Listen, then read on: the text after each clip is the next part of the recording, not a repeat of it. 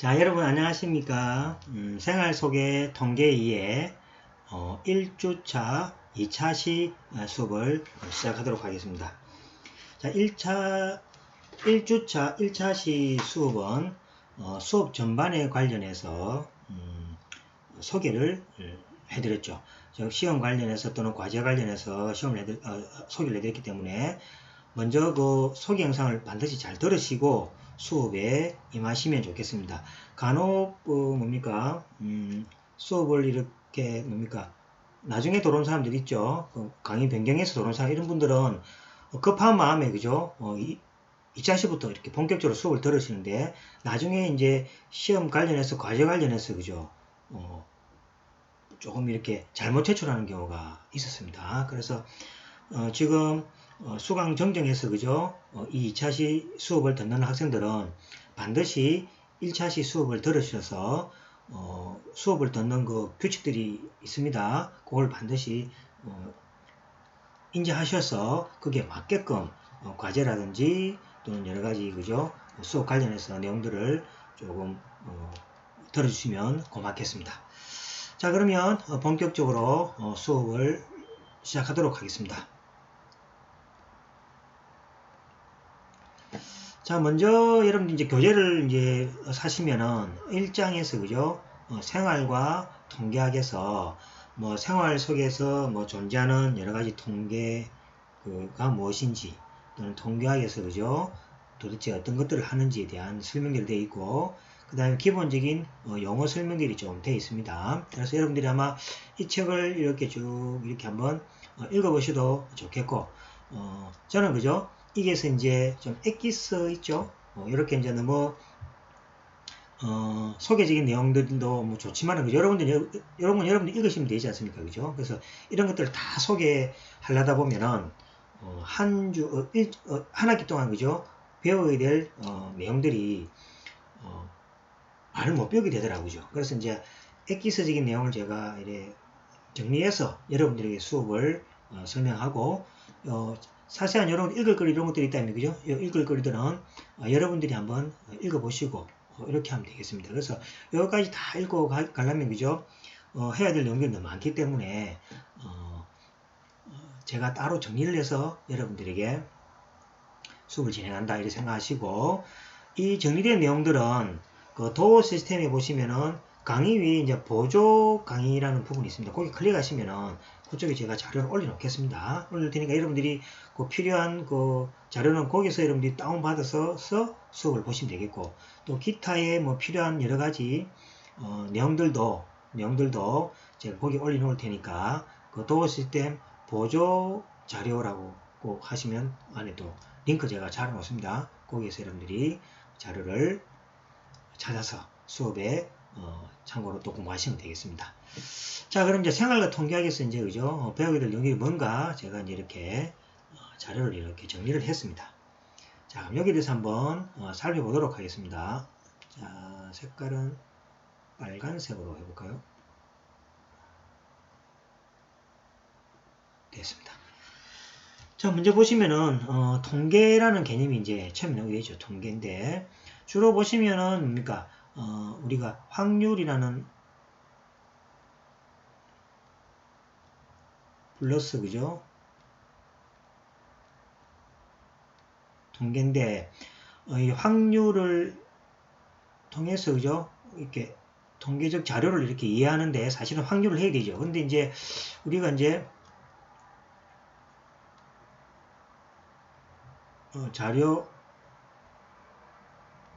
수집에서 원래는 그죠? 확률을 통해서 데이터 특성을 이해한 다음에 그 다음에 데이터를 그죠? 분석 그리고 이제 자료 수집에서 그 다음에 자료의 특성을 이해한 다음에 그 다음에 분석을 하는 거죠. 분석을 하는 것이 이제 원래 순서입니다. 그죠? 근데 우리는 지금 이제 뭐가 됩니까? 그 기초적인 내용, 즉 확률 내용을 빼버리고 그죠? 어떤 자료 수집으로부터 바로 뭡니까? 어떤 통계를 분석하는 이렇게 과정으로 수업을 진행합니다. 그래서 이제 실제로 뭡니까? 뭐 확률을 생략해도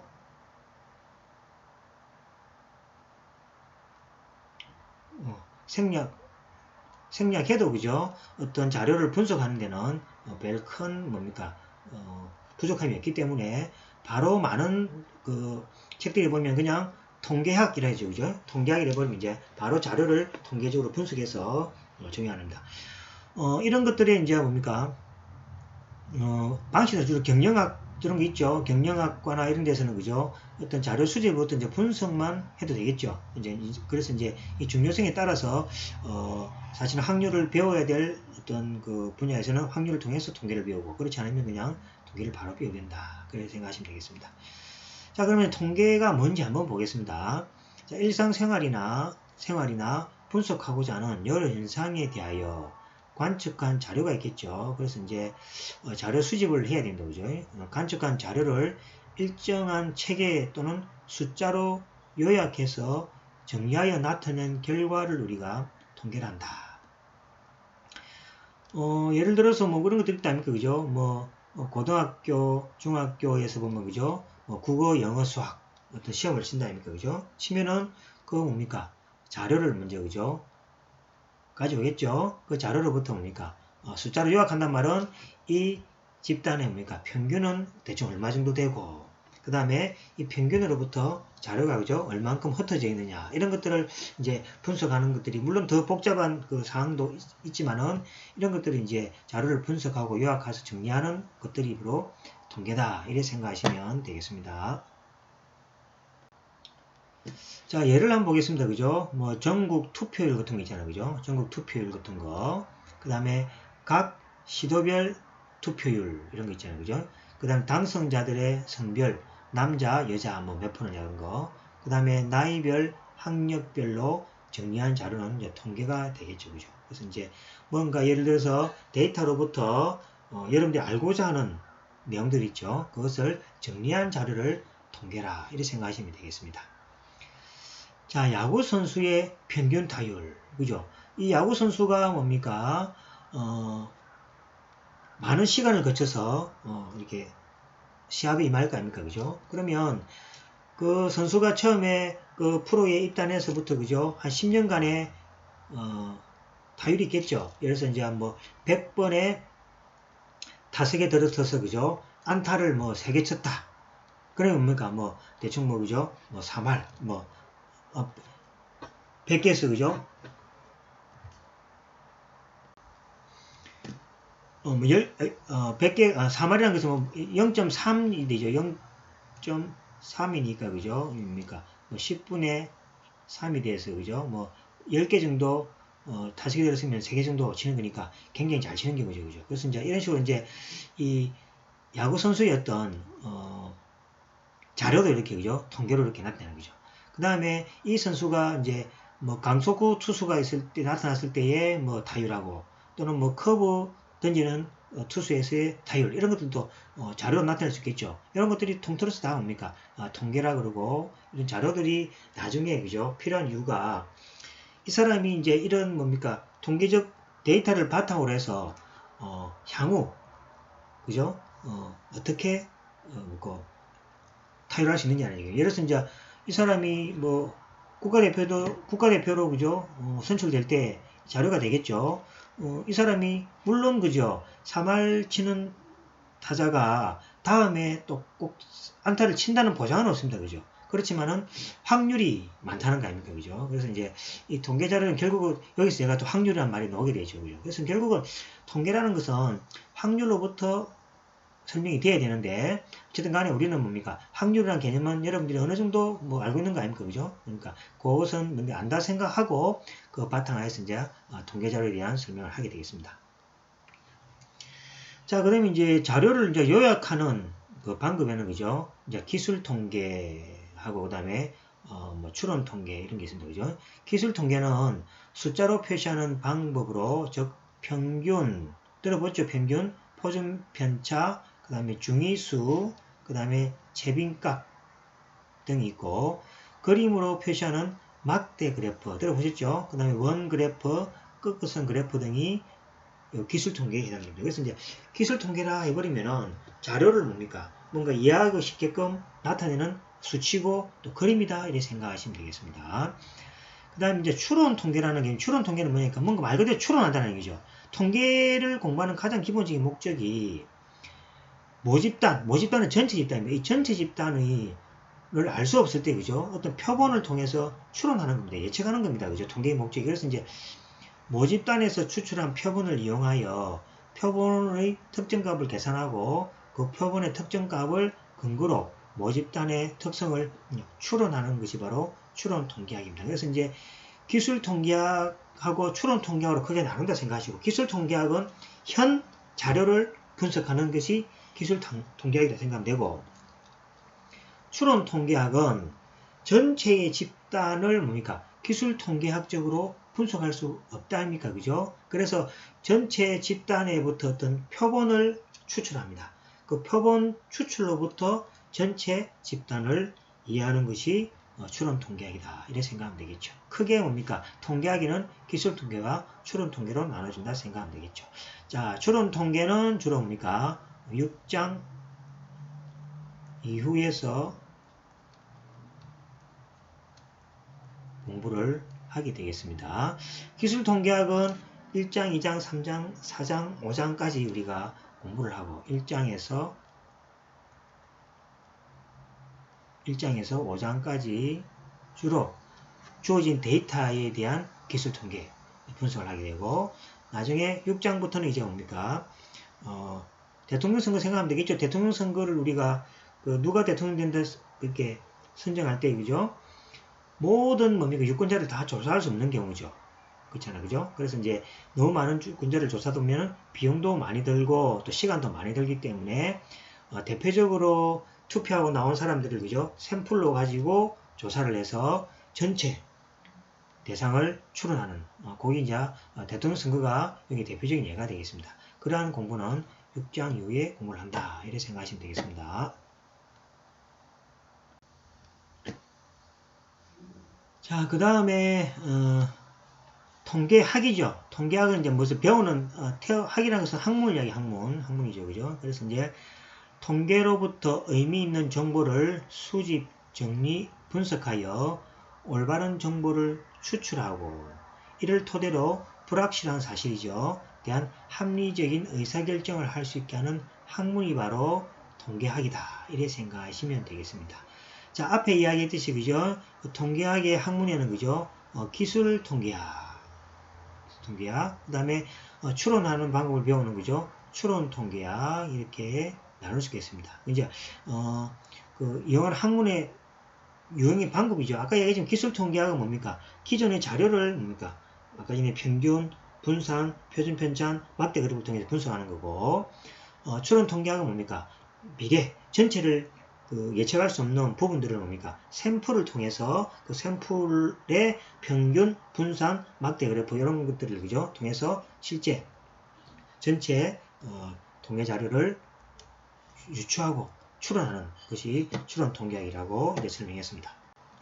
자, 그러면 이제 통계학, 그죠? 이런 통계학은 어떤 두 분 나누냐니까 수리 통계학, 수리 통계학. 수리라고 하는 게 일단 무슨 수학적인 개념이죠.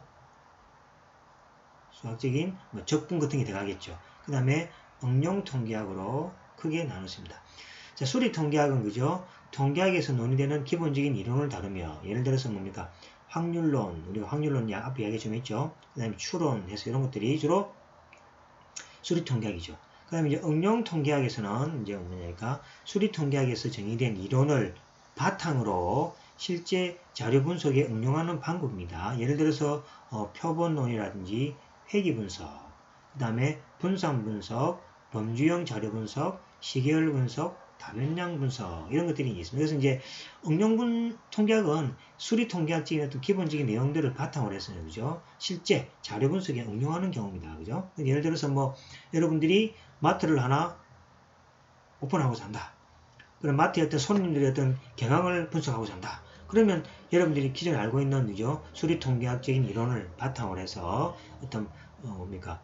회귀 분석을 한다든지 분산 분석을 한다든지 이래서, 그죠? 여러분들이 응용해서 사용하는 이러한 기법이 응용 통계학이 되겠습니다. 자, 그러면 이제 통계학에 대해서 그죠? 대충적인 이제 무엇을 배우냐에 대해서 이제 공부를 했고 이제 이 통계학에 대한 이제 기본 용어들을 이제 한번 살펴보도록 하겠습니다. 자, 모집단이라는 게 이제 모집단이 이제 여러분들 앞으로 자주 사용될 텐데 이 모집단은 통계적인 연구 또는 조사 대상이 되는 관측 가능한 개체로 집단 전체를 의미합니다. 그죠? 집단 전체를 알 수도 있고 모를 수도 있겠죠. 모를 때 뭐가 필요합니까? 앞에 추론이 필요한 거죠. 그래서 집단 전체를 의미합니다. 그 다음에 이제 이 종류에는 이제 유한계의 모집단이 있을 거고 무한계의 모집단이 있겠죠. 그죠? 그래서 이제 이 모집단은 우리가 어떻게 보냐니까 알 수 없는 집단을 주로 모집단이라는 그죠? 모집단은 말 그대로 모르는 집단입니다. 우리가 앞으로 우리가 통계적인 기법을 통해서 이 모집단을 추론해야 될 대상이 바로 모집단인 겁니다. 자, 일정의 사회집단 전체를 대상으로 하는 대규모의 전수조사를 센서스, 우리가 인구 센서스라고 들어보죠. 인구조사, 전수조사입니다. 그죠? 합니다. 통계청에서 실시하는 인구 총조사는 5년마다 실시를 하는데 시간과 비용이 너무 많이 소요되는 단점이 있죠. 그렇죠, 그죠? 전 인구에 대한 뭡니까? 그 개체수를 조사하기 위해서 어떻게 됩니까? 집집마다 다 사람이 방문해야 되죠. 그 다음에 그 기록을 해야 되죠. 그러면 그것을 할 수 있는 사람이 뭐가 됩니까? 또 뭐 아르바이트생을 쓴다든지 또는 사람을 써야 되겠죠. 그럼 이에 대한 비용이 만만치 않겠죠. 그 다음에 시간이 뭡니까? 이 조사를 할 때 집에 사람이 없는 경우도 있고 있을 수 있는 경우도 있으니까 여러 번 들려야 되겠죠. 그러면 이것을 전체 조사한다는 것은 시간상으로 엄청 많이 소요가 되겠죠. 이것이 하나 바로 단점입니다.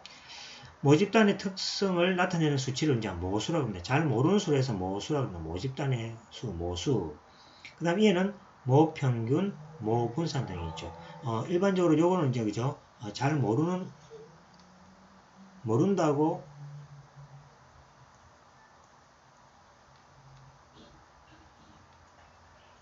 가정을 합니다. 그죠? 모수, 즉 모평균, 모분산은 모른다고 가정하고 결국은 이것을 찾기 위한 방법이 우리가 배우는 통계죠. 그죠? 그래서 이제 모집단으로부터 일부분 데이터를 추출하는 과정을 이제 표본 추출, 즉 샘플링 한다. 그렇게 이야기하죠. 표본 추출 과정을 통해서 얻은 데이터를 뭐냐니까 또는 관찰값을 표본이란다. 샘플이란다. 이렇게 그죠? 그래서 이제 샘플은 표본은 뭐가 됩니까? 전체 집단을 예측하기 위해서 일부분의 데이터를 추출하는데 그 추출된 자료를 그죠? 표본이란다. 이렇게 생각하면 되겠습니다. 자, 다시 설명하면 이렇습니다. 자, 표본이란 관심의 대상이 되는 관측값 또는 측정값들의 일부분을 의미하며 모집단에서 선택된 모집단의 부분집합이다. 자, 이걸 그림으로 그리면 이렇게 되겠습니다. 자, 이는 모집단입니다. 이 전체죠, 그죠? 이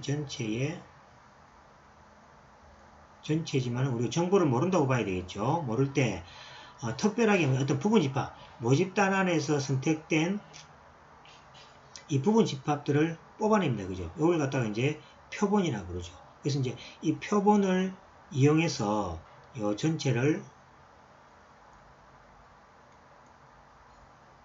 전체 집단의 특성을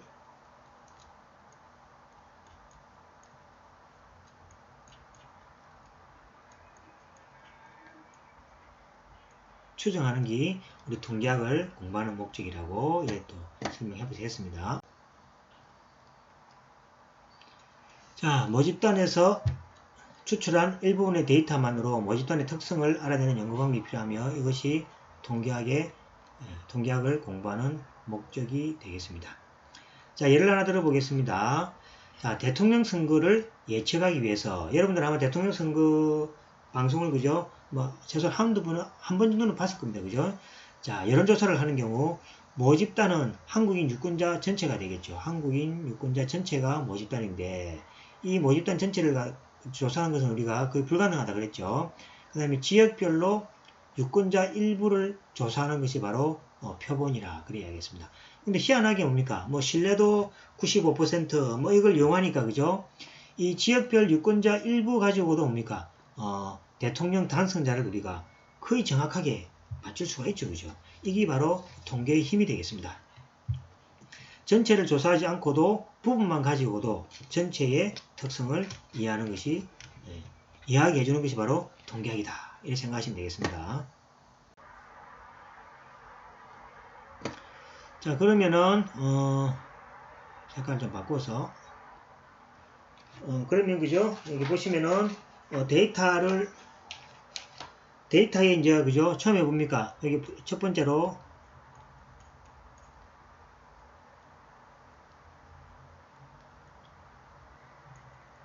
데이터를 그죠? 항상 데이터를 수집해야 되겠죠. 그 다음에 데이터의 그죠? 특성을 여기 있죠.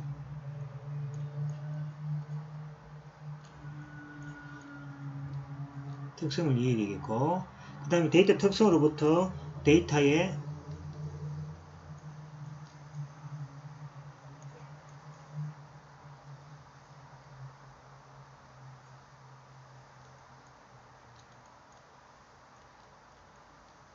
정보를 분석하겠죠. 그죠? 그래서 이제 데이터의 수집으로부터 데이터의 특성을 이해하기 위해서 필요한 것이 바로 확률 이동이라고 했죠. 확률 이동.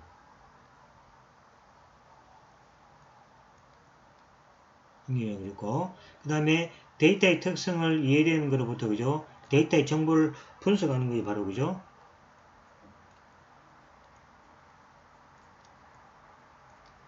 통계학이라고 이렇게 이야기했습니다. 그죠? 자, 그러면 이 제일 먼저 필요한 것이 바로 그죠? 데이터의 수집이 되겠죠. 그죠? 그래서 이제 데이터의 수집할 때 유형들에 대해서 조금 살펴보겠습니다. 자, 요즘 그죠? 빅데이터 해가지고 이 데이터의 이제 수집에 대해서 그죠? 엄청난 관심을 가지고 있고 이 데이터가 그죠? 뭐 석유에 비하하는 것처럼 그죠? 중요성을 많이 지금 이야기하고 있습니다. 자, 일반적으로 여러분들이 생각하는 이제 데이터는 주로 이제 정형형 데이터가 되는 거죠. 정형형 데이터가 되고 나중에 이제 빅데이터에 가시면은 비정형 데이터도 다루게 됩니다. 다루게 되는데 이제 대부분 보면 그죠? 우리가 정형화할 수 있는 또 숫자적으로 표시할 수 있는 데이터들을 많이 다룹니다. 이 데이터 형태에 대해서는 범주형 데이터가 있고 숫자형 데이터가 있습니다. 숫자형 데이터는 말 그대로 어떤 정량적에서 양을 표시할 수 있는 거고 범주형 데이터라는 것은 어떤 정성적 어떤 데이터가 되겠습니다. 자, 그리고 범주형 데이터에는 주로 언어, 그 다음에 코드, 숫자형 데이터에는 주로 이산형이 있고 연속형이 있습니다. 자, 언어에서 보시면은 설문조사 하실 때 자료를 모을 때 그죠? 다음에서 당신이 가지고 있는 자동차 종류를 체크하시오. 이건 뭡니까? 자동차 종류가 승용차인지, 트럭인지, SUV인지, 그죠? 이렇게 이야기죠. 그 다음에, 여러분들의 성별을 체크하세요. 이건 뭐가 됩니까? 남성인지, 여성인지, 이렇게 체크하는 부분이 있죠. 이런 것들은 다 뭡니까? 범주형 데이터에 해당되겠습니다. 그 다음에, 차량 종류를 또는, 그죠? 1번, 2번, 3번 하든지. 그 다음에 성별을 뭡니까? 이진수해가지고, 남자는 0, 여성은 1 하든지, 이런 식으로 어쨌든 간에, 그죠? 이런, 언어들을 코드화해서 표시할 수도 있겠습니다. 어쨌든 간에, 이런 것들을 범주형 데이터라 이야기합니다. 그 다음에 숫자형 데이터가 있죠. 숫자형 데이터는 여러분들 아시다시피 그죠? 이산형 해가지고 달걀 한 팩에서 깨진 달걀의 개수가 한 개냐 두 개냐 이렇게 이제 숫자를 표시하게 하는 게 있죠. 숫자를 표시하는데 이산이죠. 그러니까 이산이라는 말 자체는 숫자가 뭡니까? 그 숫자와 숫자 사이에 다른 숫자가 없는 겁니다. 1하고 2 사이에 없는 거죠. 그래서 1, 2, 3, 4에서 이렇게 떨어진 자료들로서 단 숫자로 이루어진 자료를 이산형 자료를 한다. 그 다음에 연관칙과 방문 횟수가 몇 회냐. 그것도 뭡니까? 이산형 자료가 되겠죠.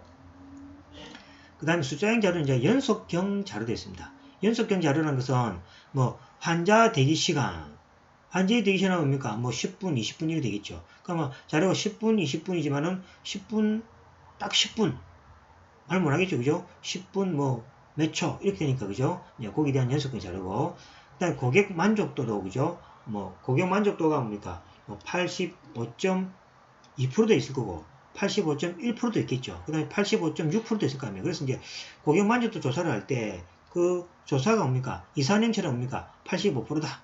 또 2%다. 이렇게 딱 떨어지는 건 아니죠. 거기에 따라서 나는 85%도 되는 사람이고 어떤 사람은 85.3%도 되는 이런 사람이 있으니까 이런 것들은 이제 연속형 자료라고 그러는 경우죠. 자, 그 다음에 이제 범주형 그 데이터의 형태는 보시면은 숫자 대신에 주로 그죠? 단어로 설명되어 있다. 그럼 코딩을 이용하면 범주형 데이터를 이제 숫자로 변형은 가능하다는 얘기죠. 예를 들어서 뭡니까? 뭐 1번을 현금으로 하고 2번을 개인 수표로 하고 3을 신용카드로 하고 4번을 선물카드로 한다. 이러면 이제 지불순환을 그죠? 코딩을 해버리면은 숫자를 문자를 언어를 뭡니까? 숫자로 대체할 수 있는 경우죠. 그래서 뭡니까? 데이터가, 그런 범주형 데이터가, 그죠? 항상 뭡니까? 숫자형 데이터가 되는 것은 또 아니다는 얘기죠. 아까 말했지, 언어도 해당된다는 얘기죠. 숫자형 데이터는 어떤 것을 세거나 측정하거나 또는 수학적 계산에 의해서 얻어지는 것이 되겠습니다. 그래서 이제 데이터가, 항상 숫자형 데이터만 되는 것은 아니다라는 걸 조심하시고, 숫자형 데이터에는 이런 뭡니까? 어떤 측정하고 수학적인 계산에 의해서 이제 얻어질 수 있다라고 생각하시면 되겠습니다.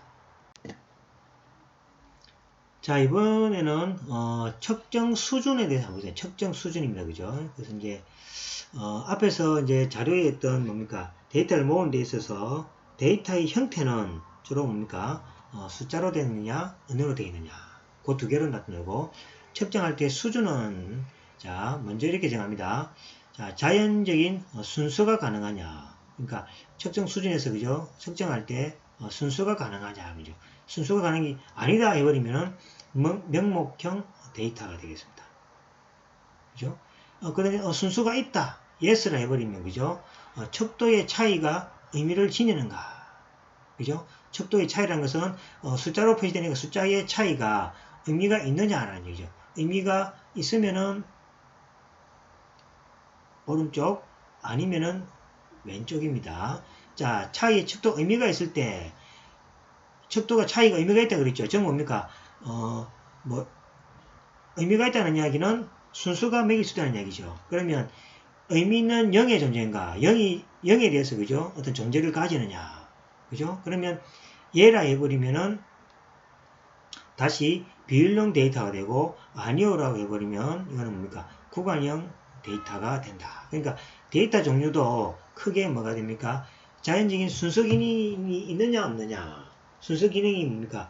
있으면은 다시 이제 척도 예를 들어서 재었을 때 순서가 그러니까 1번하고 2번하고 그 차이가 의미가 있느냐라는 데 따라서 또 얘기되고 그 다음에 0에 대해서 그죠? 의미를 가지느냐 아니냐에 대해서 데이터가 구분된다는 의미가 되겠습니다.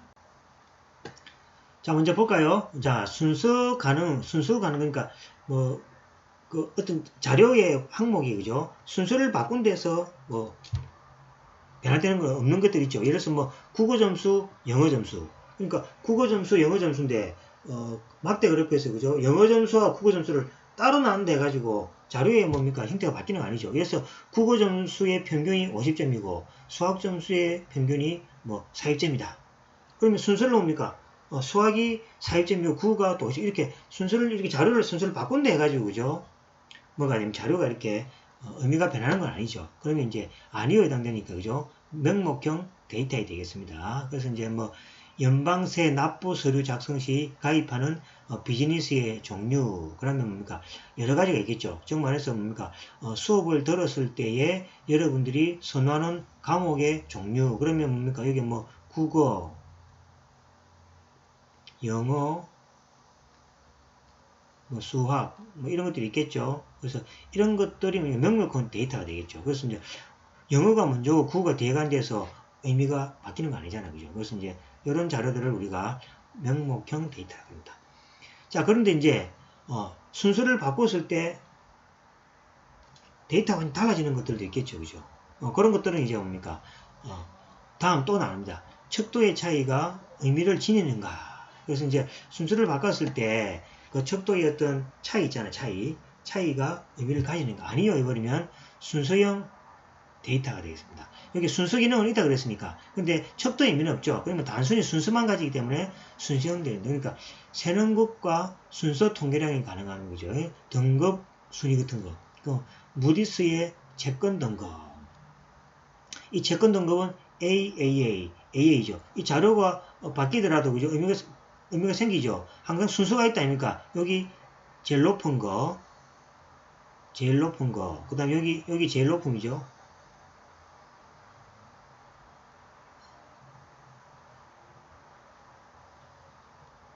여기 밑으로 갑니까?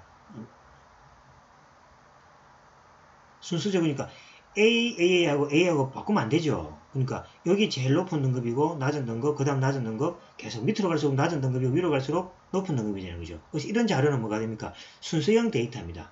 순서가 의미가 있지 AA하고 A하고 요 차이 있잖아. 차이에 대한 의미는 전혀 없죠. 그래서 이 점수가 이게 뭐 90점, 80점 같으면은 차이의 의미가 있지만은 이 A하고 A라는 것은 어떤 뭐 범주형으로 해당되지 이 차이가 의미를 가지는 건 아니죠. 그죠? 그래서 차이가 의미가 아닐 때는 다시 이제 순서형 데이터라고 합니다. 자, 그럼 이제 차이가 나겠죠. 차이가 나면은 이제 1번 자료하고 2번 자료하고 뭡니까? 뭐 10 차이가 나고 3 자료하고 뭐 5 차이가 난다. 그럼 이제 차이가 있으면은 있는데 이제 여기서 이제 뭡니까? 0의 의미가 있느냐라는 얘기죠. 0의 의미가 있단 말은 이제 비율이 가능하다는 얘기다. 0에서부터 항상 이렇게 이제 비율이 가능하겠죠. 0에서 1 떨어진 거하고 0에서 5 떨어진 건다. 그러면 뭡니까? 요 차이는 5분의 1 정도 차이가 난다. 이렇게 얘기할 수 있겠죠. 그래서 이제 이 자료에서 0이 존재하느냐 아니냐에 따라서 0이 존재하지 않는다 해버리면은 그냥 뭡니까? 순서가 바꾸더라도 그 뭡니까? 의미가 변하지만은 0의 존재는 필요 없다 생각해버리면은 바로 구간형 데이터가 되겠습니다. 더하고 빼는 것이 가능합니다. 평균, 표준 편차죠. 평균하고 표준 편차는 뭡니까? 0의 의미하고 관계없죠. 그렇잖아요. 그죠? 그럼 평균, 표준 편차라고 해서 이런 거 아닙니까? 여기 평균이고 표준 편차인데 이 자료가 뭡니까? 뭐 평행이동해서 그죠?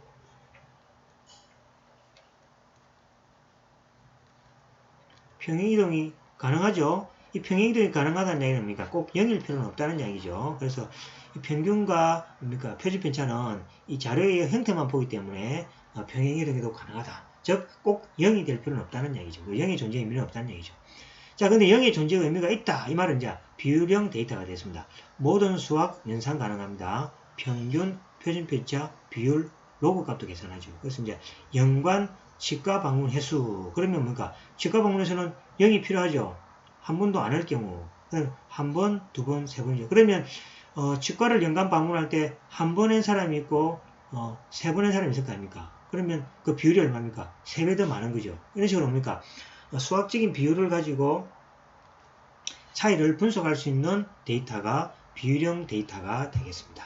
그쵸? 자, 그래서 이제 여러분들은 크게 자료를 보실 때 데이터의 형태에 따라서 범주형이냐 숫자형이냐 그 다음에 측정하는 수준에 따라서 명목 데이터냐 안 그러면 순서형 데이터냐 그 다음에 구간형 데이터냐 비율형 데이터냐 하나 둘 셋 네 개로 구분해서 측정 수준을 이렇게 분류한다 이렇게 이해하시면 되겠습니다. 자, 그러면 이제 1주 2차 수업은 이제 여기서 마치고, 다음 시간에 2주차 때, 그죠? 이 뭡니까? 자료 있죠? 이 자료들을 실제적으로 이제 어떻게 적용하는지, 거기에 대한 예제를 한번, 살펴보고, 그 다음에 거기에 비해서, 그죠? 또 구간 측정이라는 개념, 그 다음에 비율 측정이라는 개념이 정확하게 또 어떻게 사용되는지에 대한 예를 한번 살펴보고 또 계속 나가도록 하겠습니다. 어쨌든 간에 2주차 때에 이 자료에 대한 예시를 좀 더 구체적으로 살펴보면서 살펴보는 시간을 가지도록 하겠습니다. 자,